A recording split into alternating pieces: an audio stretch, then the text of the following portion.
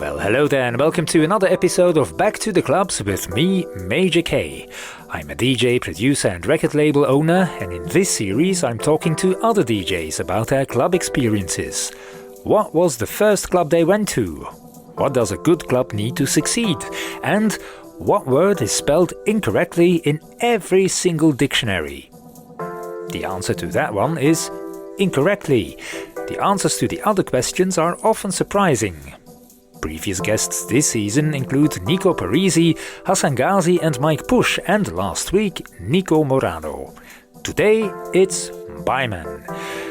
Before we introduce her or them, be sure to subscribe to Back to the Clubs in your podcast app. Give the show a raving rating too, it helps more people find the podcast. In your podcast app you can also find my weekly mix podcast Flash Forward Presents with Major K. And @OfficialMajorK is my handle on Instagram, Facebook, Twitter and TikTok. And now, Byman. We met at ADE a couple of weeks ago, where I witnessed a great live set by this talent from Munich. Identifying as she and they, this is also something that's engraved in her produced music, on record and on stage. Last Monday we recorded this chat in which she's terribly honest about her first DJ set in a club ever, and how an ADE all-nighter of a Belgian DJ just was the best club experience of her life so far. Without further ado, this is Byman. Enjoy the show! Here we go! Back to the Clubs with Major K.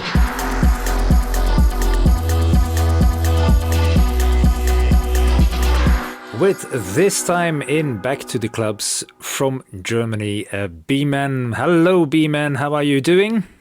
Hello from Germany. I'm very good. Super excited for today's interview. Yeah, well, I'm super excited as well. And for people to get to know you a little bit better, your background and stuff like that. I can gather that B-Man is not your real name.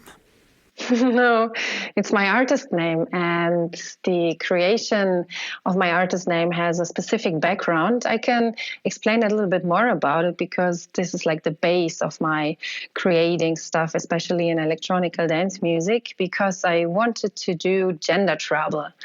This is my focus in music and also in structures of the music industry, because some things happen in there. They're not so good for all, especially genders. So that's why I named myself Byman, B-Man. Also because the idea of people seeing me is that they think like I'm a female person, but I feel different, and gender identity is something that you create after you feel it and after your behavior. And so that means also like that I don't have the typical and cliche behavior of a female person. Especially because I feel it different. It's also like focused on desire and to give like opportunities and possibilities about living different desires than to like normative structures, for example, heteronormativity. So that's why the bi is for like a bisexual person. And the man means that sometimes I feel more like a man. So this is the idea of making gender trouble in business, seeing as a woman, but feeling more as a bisexual man. And then all these categories and all these identities and all these desires are super confusing. And then happens questions and what? And gender trouble is happening. So This is the name and the focus I want to have. It's something that when you're performing and you're using video, that is really apparent. But how would you describe this seeping into your music? Yes. So I try to queer music, like to question how music is possible to produce in a queer way. So I define myself also as a queer person, and then in my producing processes, when I compose my songs and my tracks, I'm trying to make them as queer as possible. So, for example, I'm using my own vocals for some lyrics. I don't sing, I speak more. And the words, for example, I use are very empowering and kind of feministic.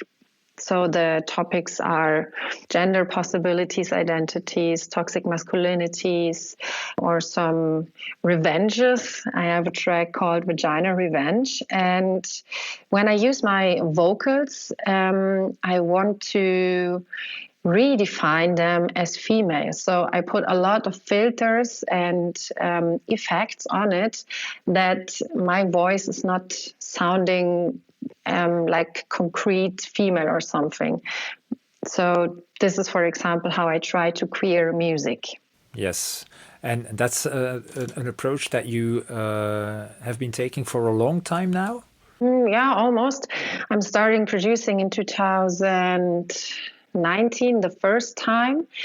And then I had a little break because I was more focusing on putting forward my DJ skills. And then I realized the problem again, because sometimes when I'm DJing, I feel like, okay, the song, the vibe is gorgeous and I feel it. But then happens something in the song and I don't understand why the person was doing it like this. And I'm always thinking, no, we need to change the way the song goes. And the kick must be on another point and the drop must be longer, or the break must be longer. And then I realized, okay, I need to do it on my own. And then really started in that, how do I say? Because I release almost every week a new song. And this is like since 1 year. I'm releasing so many songs. Yeah. So I started again in 2021. Yeah. But it appears that you really have a really great analytical mind when you approach music. Has that helped you in producing? Because then you know what you want, that's one thing, but you know how to translate it into the music you want to produce as well. Yes, but it's also the challenge. Like, I definitely have the melodies in my mind and I exactly know how the kick must be looking like. And I also have like the idea of the drum kit in my head and all the little ear candies. But then I need to find that sounds, or at least to design the sounds. And this is the big challenge, to put it out of like my theoretical mind into the practical software. I always work with Ableton. There are a lot of possibilities. But it's like, this is the real challenge for me, to put the things that I have in my head out and get it like exactly in that specific way out. I have it in my mind. It's a really challenge. And also when I work with my producer, it's like, I want to describe what I want, but there are no words for it. Like, then I'm always doing some crazy sounds with my mouth and my voice and something. And I always asking, you know what I mean? It should be sound like, and it's like, what? Yeah. Okay, we try. Yeah, and it's music making is trial and error anyway. You try to translate what you have in your mind to something that's really that everyone can hear. As a matter of fact, do you have a background in classical training, for instance? Did you go to music school when you were younger, or how did that go? No, I'm a perfect example for DIY culture. Like, do it yourself. I learned everything on my own in night sessions and overwhelming learning in a very, very short time. So I was watching a lot of YouTube tutorials, asking people out from, I don't know, I think they were bored at one point, like, oh my God, this girl again, this person again, and she wants to know this stuff and whatever. And so I learned everything on my own. Like, my background is so not musician one. I never learned an instrument, but I was listening to music since I was a little child, because my mother is a huge a selector of vinyls, and her vinyl selection is intense and very big. And when she needed to work, I was alone at home listening to her vinyls, learning a lot about music then, and also were socialized in music by especially rock music, rock and roll, and also some vinyls from Jean-Michel Jarre. And this was maybe like my entrance to electronic dance music, because I always thought rock and bombastic stuff is the only thing. But then I realized, oh, wait, no, there are possibilities of like melodies and stuff like this. And this also can be very bombastic. So, yeah, I was more a listener than a musician. And Yeah. And it's a bit comparable with when I was growing up. I had my dad's record collection. With all kinds of stuff from the Beatles, from Led Zeppelin, from big bands. But in there were records by Vangelis, for instance, who is another electronic music producer who passed away a couple of years ago, from Greece.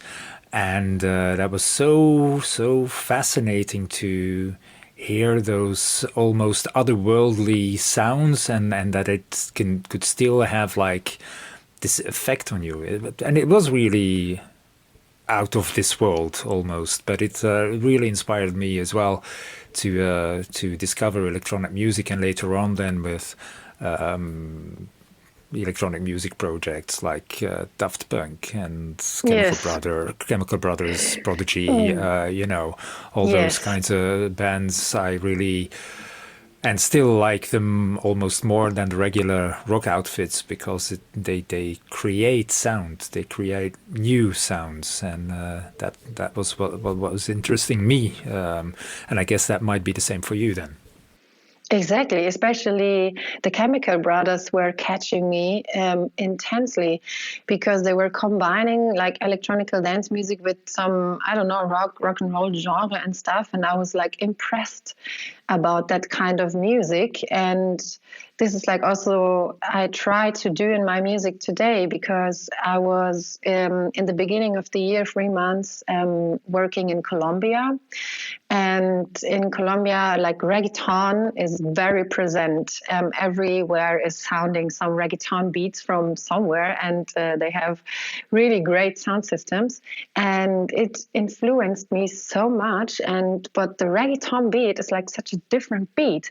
But I really wanted it to have it in some kind of techno. So I was asking myself and challenging again myself how to make techno and reggaeton come together, because I really wanted to have it, and I tried it, and in some way I would say it worked. So the last release that I had is like a techno reggaeton song. Well, but that's nice, combining genres and trying new elements into a genre that's well known, like techno, just to make it fresh again. Yeah, absolutely. And I mean, as I said before, trial and error. And I think there are no borders. There's no frame. And this is what I also like a lot, to think beyond, to think outside the normativity, and also like outside the possibilities, because in this way you create something new and different. And this just underlines my image as bi man. Yeah.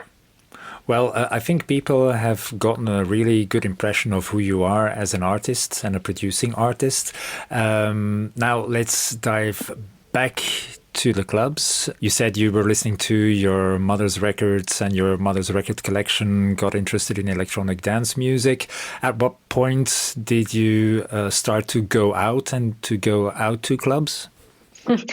I wanted to go out so early into a club, and I was so honest, and went to my mother and said when I was 12 years old, look, there is a party at, I think it was Pasha or something. And I said, I want to go there. And she was like, are you crazy?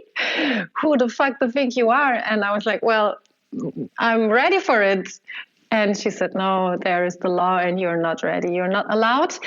And then I started lying to her, and I said, I'm sleeping at a friend's place, and I went to the club. I couldn't hide it. Really, I couldn't hide it. And I went to the club when I was too young, maybe. The music and the I don't know, the atmosphere and the vibe, especially that was transferred in the flyer and in the invitation, was so interesting to me. And I was thinking, okay, what is this kind of place? What is a club? What happens in there? What kind of people are going there? And what kind of music is played there? And I was a nerd. I was a nerd in clubbing and experienced club culture. And so I started very early. And for law reasons, I need to say I was old enough, but I was, well, yeah, you know what I mean. I was looking older, so no problem. And then I started. And what do you remember of that first club experience? Wow, yes, I do. And I was very impressed from the sound system. It was a club in Munich. And I thought I just go there because of friends. I was really not into that night, but then the sound system was overwhelming me because they had like a void sound system. Later I realized that, and to feel the bass in that amount of feeling a bass was too crazy. Like I couldn't feel my own heartbeat anymore because the bass was running through my body and were giving like the takt or like the beat to my body, and I was moving myself after the beat of the bass line in the club. That was intense. Yeah, and do you remember what club exactly that was in Munich? It was Rote Sonne. It's called Rote Sonne. And it's it's existing for a very long time. And I'm very glad and happy that this club don't need to close, because a lot of clubs, especially in Munich, are closing because of gentrification and impossibilities of paying rent because it's super expensive. And also like club culture is not so welcoming. It's more like you work and you sleep at night. So, but this club does everything right, and it's existing more than 15 years, I think, right now, 20 years. Yes. Okay, so I really should visit that club then. Yes, I recommend, and I will join you. Okay, no, that would be great fun to meet up in Munich and go clubbing together and see what the vibe is like and relive what you noticed when you went there first, you know. So yeah, let's make a point of doing that together. That would be great. Another question that I have in this podcast series is, well, we talked about the first club you ever went to. What was the first club you ever DJ'd in? First club I ever DJ'd in, I remember, was called 8 Below, and it's still existing, I think, but it's a kind of underground club. And you go down the stairs and you have like this feeling of going into a club. You don't hear anything if you are at the entrance. Only if you're going down the stairs, and the drums and the, how do I say, the kick is already bummering, and then you open the doors and get inside. And this was the first club I ever DJ'd in, and it was so horrible. It was horrible. Such a fail, because my performance was so bad. Really, my first DJ performance was terrible as fuck. I mismanaged everything. Like the sound quality was a shit because I was not aware of how to organize the gain in that sound system, and I missed like every transition. I mean, every transition, because I was so nervous. Oh boy.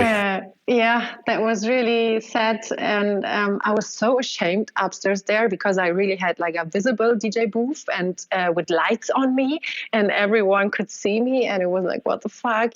It's so. I was so ashamed, but the people were very thankful. They got to me on stage, and they were just celebrating and dancing. Oh, really? Yeah, because I think sometimes, like we as DJs, We really try to give our best and make sure that everything in its little detail is as perfect as possible. But sometimes for the people on the dance floor, it's just like, if you play the right track, it's fine. If your mix isn't that good, okay, it's fine, you know. Sometimes we, as professionals, we kind of overthink stuff sometimes.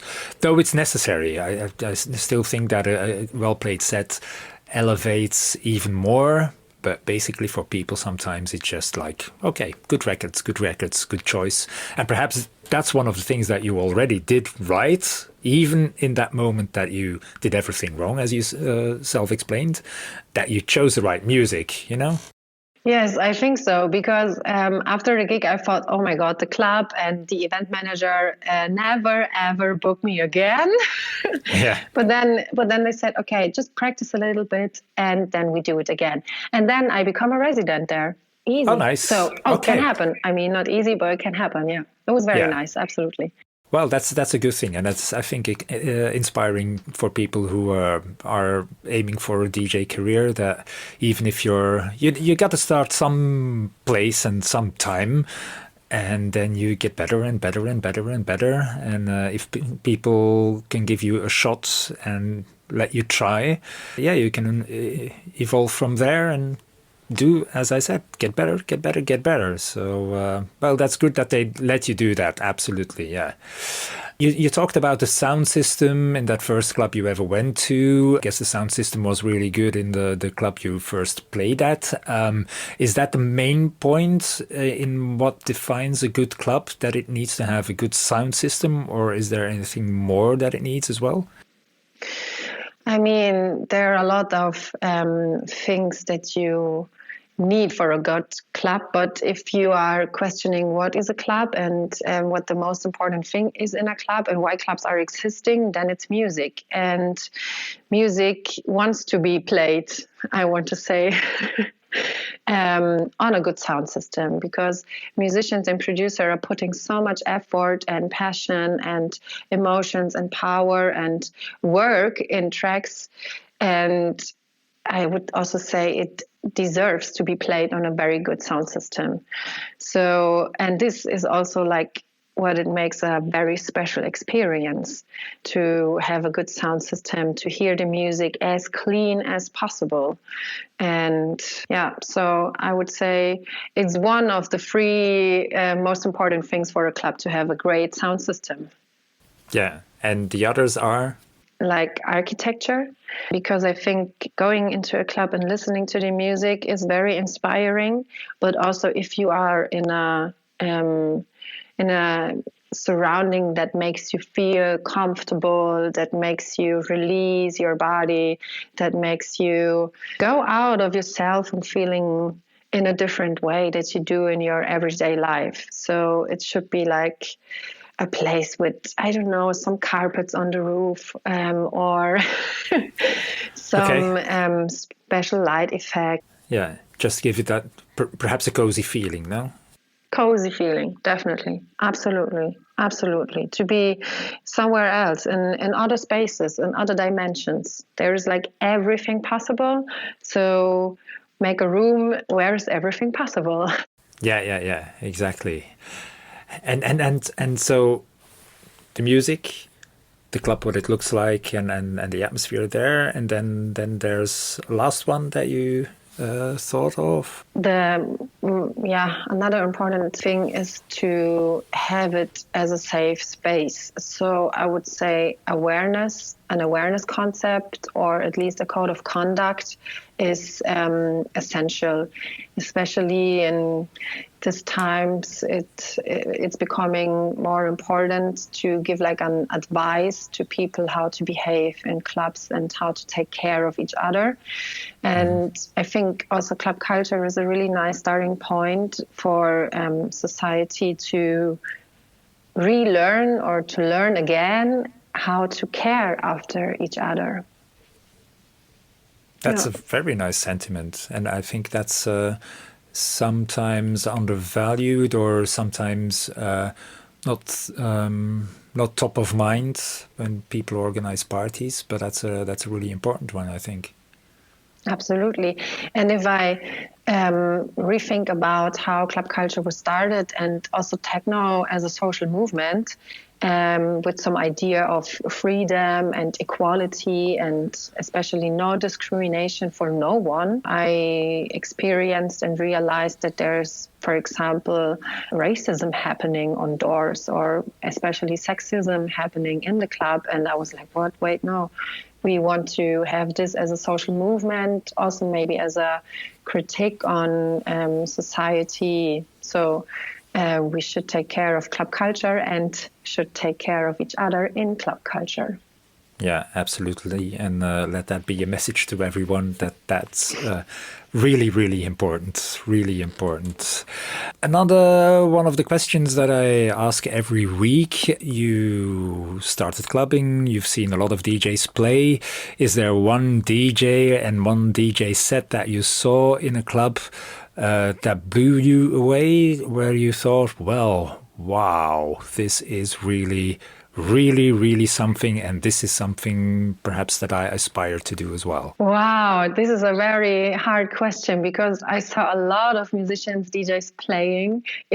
Can I choose more than one, or is it just like one? Let's start at one and see if you think, well, but I should mention this girl or that guy as well. Be my guest. Yeah. Yes, absolutely. And I need to say, it's just a couple of weeks ago that I had the best DJ set of my time, that I experienced the best DJ ever. And It was oh God, surprising. And especially surprising to me because usually I never listen to that kind of music that she plays or she makes. So I just went there because I thought, okay, she's playing, I'm in the same city, so let's go. And then it blows me away.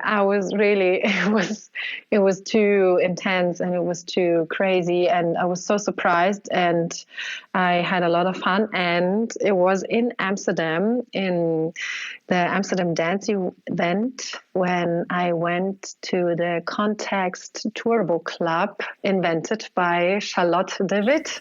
Oh, nice. Fellow country girl of mine, yeah? Yeah, absolutely. True. And this was like, I found myself back again in other dimensions because she was playing the whole night, starting early and playing till the end, and doors open when she was playing and no one was there. I was very early there. And so I felt like alone with Charlotte de Witt in her club. And it was like a starting moment. I couldn't believe it, really. I couldn't believe it.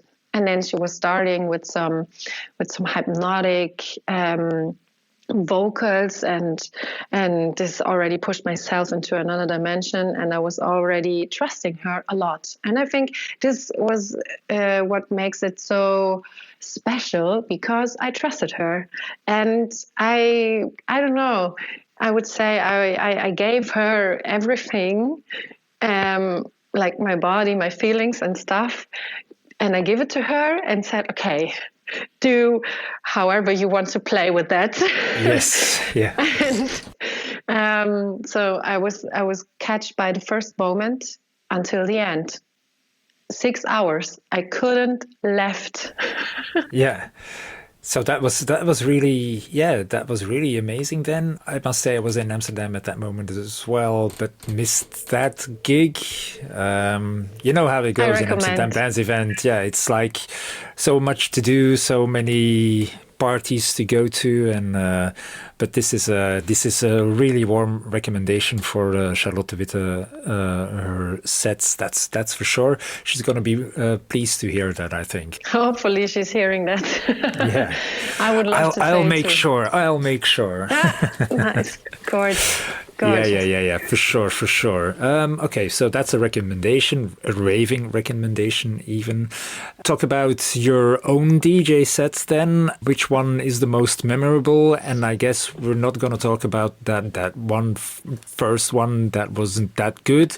Is there a DJ set that you played yourself that you really felt pleased afterwards or ecstatic about yourself because everything went so right and so just like you wanted? Absolutely. Absolutely. And there's one DJ set I played that I love a lot because I was challenging myself again. I think this is what I really like, challenging myself, because I was always afraid of making big breaks, because I always thought there need to be a beat and it needs to be very fast and it needs to force the people and it needs to like fall to the floor stuff. And then at one point I said, okay, I tried different, and I created a set with a lot of breaks and really great drops. But I was afraid that it's not working, because sometimes it's almost silence in the club. You can hear yourself breathing. And I was afraid of that, but I did it, and it turned out into a gorgeous situation, and the people felt it so much, and I felt it with the people. It's so intense, and there was such a big connection, especially because of the breaks, because we could breathe together. You know what I mean? Yeah, I do. So this was the gorgeous DJ set, or the best DJ set, I would say, I experienced. And in which club was that? Do you remember? That was in Colombia when I played in Bogota at Caput Club, it's called. It's also like a special place for living an utopia. They also called it Ghetto Project, and it's like a huge place. Really, it's huge. They have like a down-tempo area, and this down-tempo area is so huge that there is a bonfire on the dance floor. Yes, and there are a lot of different stages, and yeah, I don't know. I would also say like a building in a building in a building. And it's also kind of a labyrinth and a playground for adults. And yeah, I got the place there and I thought, okay, let's try it, because it's a utopia there and I will try. Yeah, and with great success then. Memorable, yeah. Yeah, and it's, as you said, it's always scary to, during a DJ set, have an absence of sound, because you think, well, are people going to think it's over? Are they going to leave? Are they going to just mumble or whatever? And then if they feel it's picking up again and you have them still on your side, then it must be a great experience. Yes. And also because they were applauding, they gave me an applause. And this is so incredible to get like an applause. And then it becomes also more like that I felt it's more like a concert that I'm playing than like a DJ set, because of the applause in between. It was like, yeah, now you know. And then they understand how I played and how I organized the set. And then they got really on fire when they knew again that there is coming a long break. You know what I mean? Yeah. So the anticipation on the next long break was already there, and then people were just engulfed in your story, I think. Yes. Yeah, so that's really a great and awesome story. Is there a club that you've been at or played at the most? Yeah, you said you had that residency at the first club you started in ever, but is there, apart from that one, is there a club that you've been to the most, perhaps just as a guest? Mm-hmm, yes, there is one. They never ask me to be a resident at their place, but they book me every couple of weeks randomly. Okay. And it's a gorgeous club. It's like more, I would say, an artificial place. It's called Bahnwärter Thiel. And it has like a club that's built out of containers, and there is like also, how do I say, there are different levels in that space. They built like a kind of boat into that club, so you can climb up a boat and see the club from above, from the boat. And there are a lot of things I would say to climb on and to experience, especially the sound from everywhere in that club.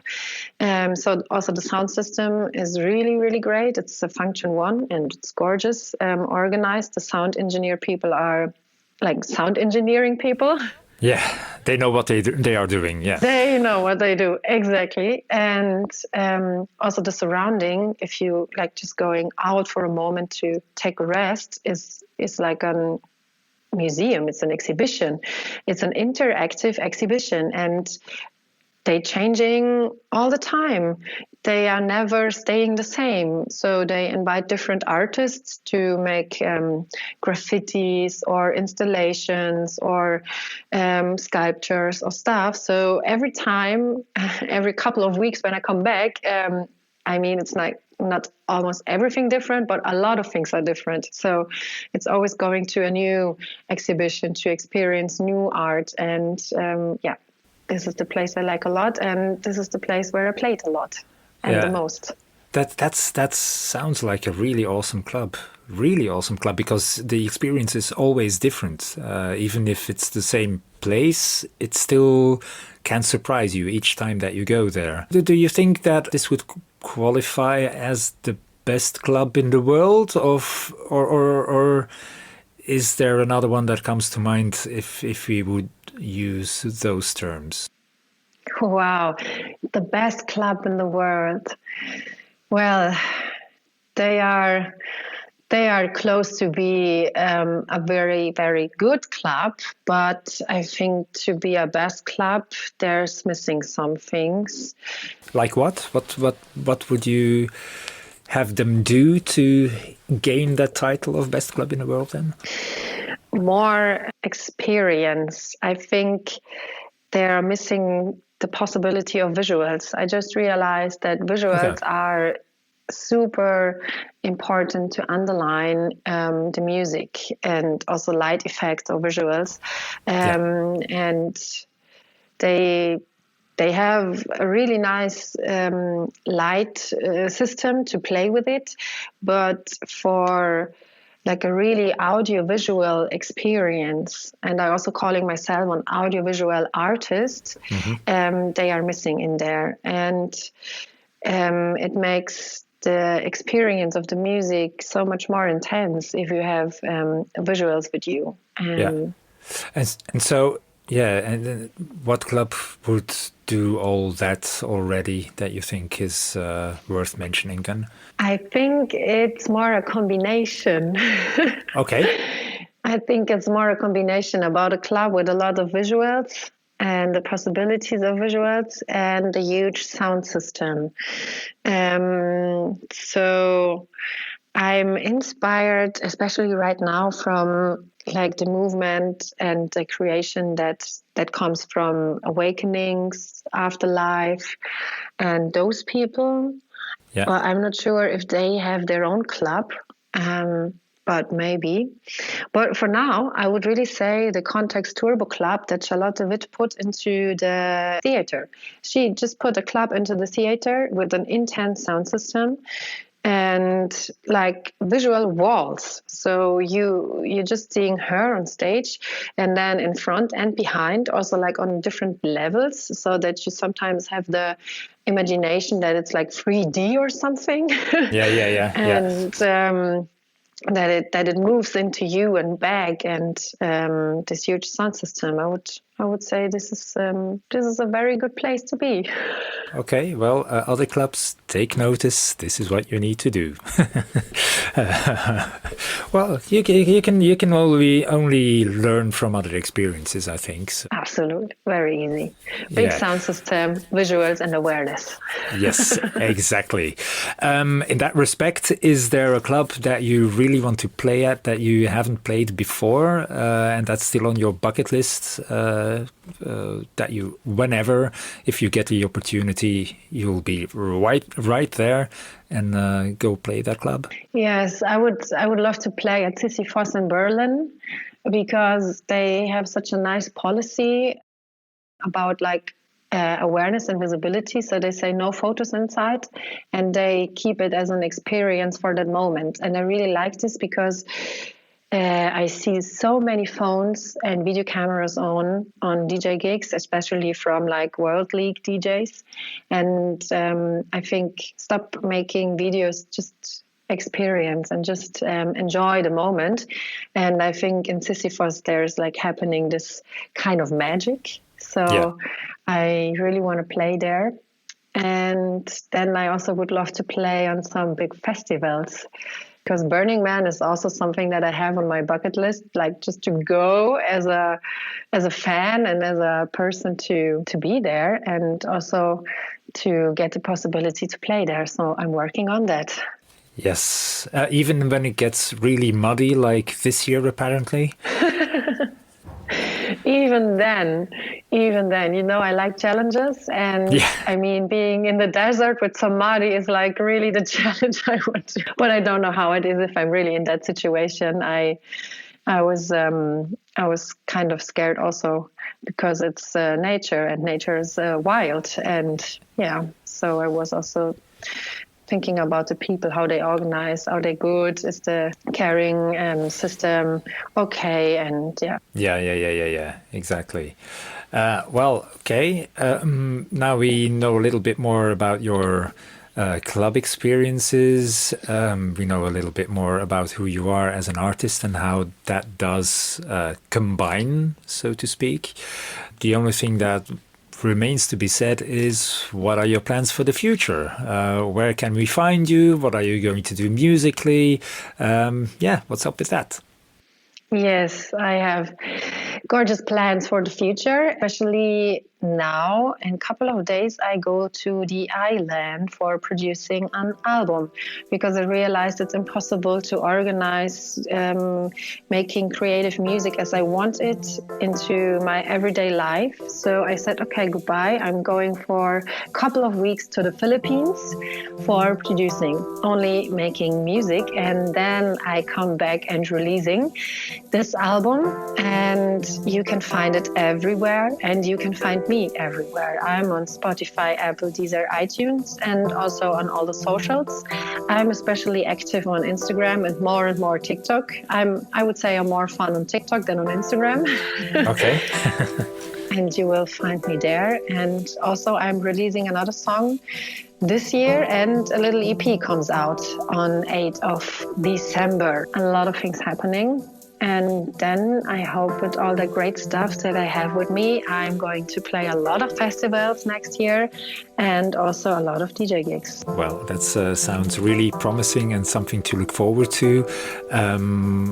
People will check you out on your socials, that's for sure, and in all the streaming and download services. I think that's a given. B-Man, thank you so much for joining us here in Back to the Clubs. Hope to see you soon, and perhaps meet up in Munich in the short term. Gorgeous. Then just go back to the clubs and see you there. Thank you. Thank you so much. I'm honestly really looking forward to hopping off to Munich and to meet up and go party with B-Man. Lovely chat. Don't forget to subscribe to Back to the Clubs in your podcast app, and find me as @officialmajork on Instagram, Facebook, Twitter and TikTok. Go get your Back to the Clubs logo t-shirt on dancemusicmerch.com and support the show. Next week in Back to the Clubs, well, I don't know yet, so it's gonna be a surprise for me as well. So do tune in on Friday for your next Back to the Clubs episode. And for now, see you next time and enjoy the sunshine. Bye bye. Back to the Clubs with Major K.